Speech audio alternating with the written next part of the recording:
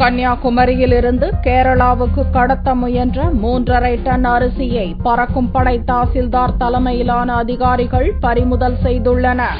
ஓணம் பண்டிகை நெருங்கி வரும் நிலையில் கன்னியாகுமரி மாவட்டம் வழியாக அரிசி கடத்தல் அதிகரித்து வருகிறது. இந்நிலையில் அண்மையில் கல்பனா சாவ்லா விருது பெற்ற குமரி மாவட்ட பறக்கும் படை தாசில்தார் சுகி பிரேமலா தலைமையிலான அதிகாரிகள் மார்த்தாண்டம் பகுதியில் தீவிர வாகன சோதனையில் ஈடுபட்டனர். அப்போது அங்கு வந்த அம்பாசிடர் கார் ஒன்று நிற்காமல் சென்றது. அதிகாரிகள் விரைந்து சென்று காரை மடக்கி பிடித்து சோதனையிட்டதில் 500 கிலோ ரேஷன் அரிசி மூட்டைகளாக கட்டி வைக்கப்பட்டிருந்தது. அந்த அரிசி மூட்டைகளை அதிகாரிகள் பறிமுதல் செய்த நிலையில் குழித்துறையில் நடந்த வாகன சோதனையிலும் ரேஷன் அரிசி கைப்பற்றப்பட்டது.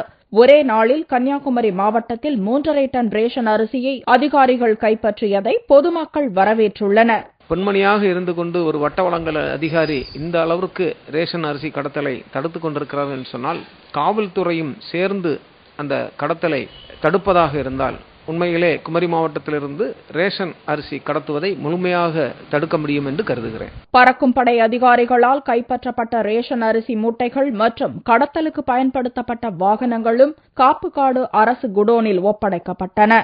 இந்த நடவடிக்கை தொடர்ந்து நடக்கும் என்று அதிகாரிகள் தெரிவித்தனர்.